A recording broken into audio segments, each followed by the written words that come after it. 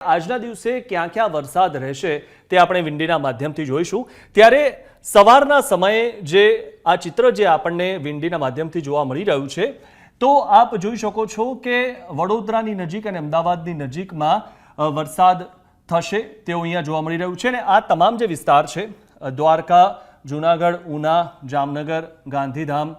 Than, આ તમામ જગ્યાએ વરસાદ છે। અને સૌથી મહત્વની વાત એ છે કે હવામાન વિભાગે જે રીતે આગાહી કરી છે, તો હજુ પણ બીજા 3 થી 4 દિવસ વરસાદની સંભાવનાઓ છે અને ઘણી બધી જગ્યાએ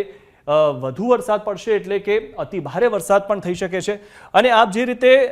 વિંડીના માધ્યમથી આપણે જોઈશું, તો જે દક્ષિણ ગુજરાત છે ત્યાં સતત વરસાદ પડી રહ્યો છે અને જૂન મહિનાથી તે આ જુલાઈમાં પણ, જુલાઈ હવે જે પૂર્ણ થવા આવ્યો છે, આપણે એક વસ્તુ જોઈ છે કે દક્ષિણ ગુજરાતમાં પુષ્કળ વરસાદ પડ્યો છે। હવે આપણે જ્યારે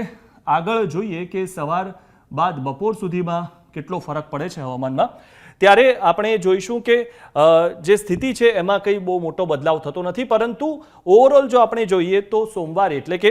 28 તારીખે જે પ્રકારે વરસાદ હતો અને પુષ્કળ વરસાદ પડ્યો, અમદાવાદમાં પણ વરસાદ પડ્યો અને આજુબાજુ ઘણા વિસ્તારોમાં વરસાદ પડ્યો, દક્ષિણ ગુજરાતમાં પણ વરસાદ પડ્યો, બનાસકાંઠામાં પણ વરસાદ પડ્યો, બનાસકાંઠામાં રવિવારે પણ બહુ વરસાદ પડ્યો હતો, પરંતુ આજના દિવસે એટલે કે મંગળવારે 29 તારીખે જે વરસાદ છે તે